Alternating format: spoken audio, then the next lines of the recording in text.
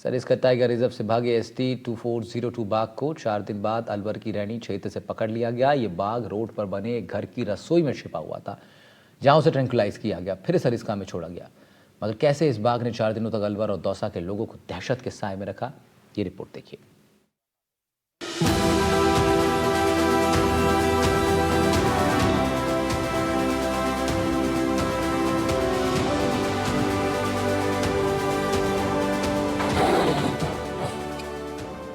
चार दिन की दहशत तब खत्म हुई जब एक घर की किचन में टाइगर बंद हो गया, जिसके बाद उसे ट्रैंकुलाइज किया गया।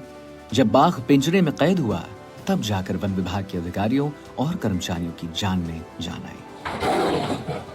जो मूवमेंट वो कर रहा था उसको लेकर के अभी इसको ऑब्जर्वेशन किया जाएगा और उसके साथ ही माना जा रहा है कि अभी सरिस्का में इसको रखने के साथ ही उसका पूरा विचरण चेक किया जाएगा। सर, रेडियो कॉलर आपने लगा दिया है टाइगर को, सकुशल घर से उसको अभी रेस्क्यू किया गया।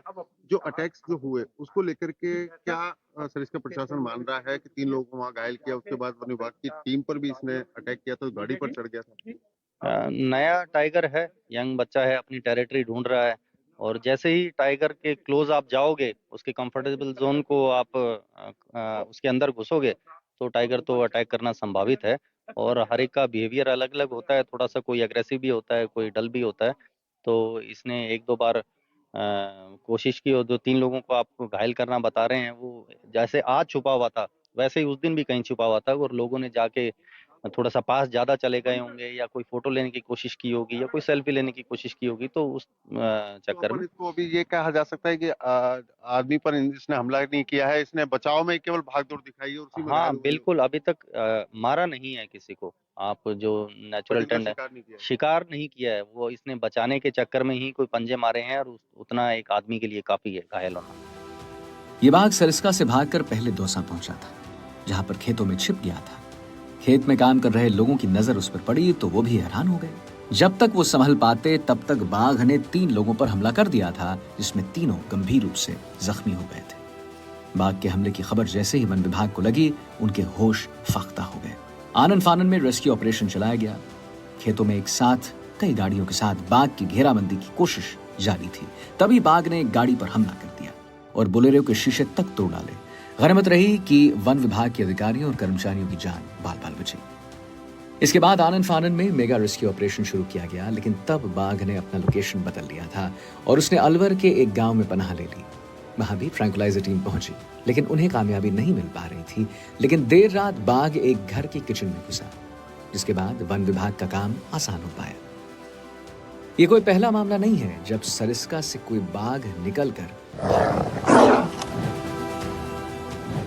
इससे पहले भी सरिस्का से 4 बाघ बाहर आ चुके हैं। ST-24 रामगढ़ के जंगलों में पहुंचा था, तो ST-2305 जयपुर ग्रामीण में पहुंच गया था। इसी तरह ST-2303 हरियाणा के रेवाड़ी में पहुंच गया था, जबकि ST-2402 दौसा के बांदीकुई में पहुंचा। अब सवाल है कि आखिर बाघ बफर जोन से बाहर क्यों निकल रहे हैं?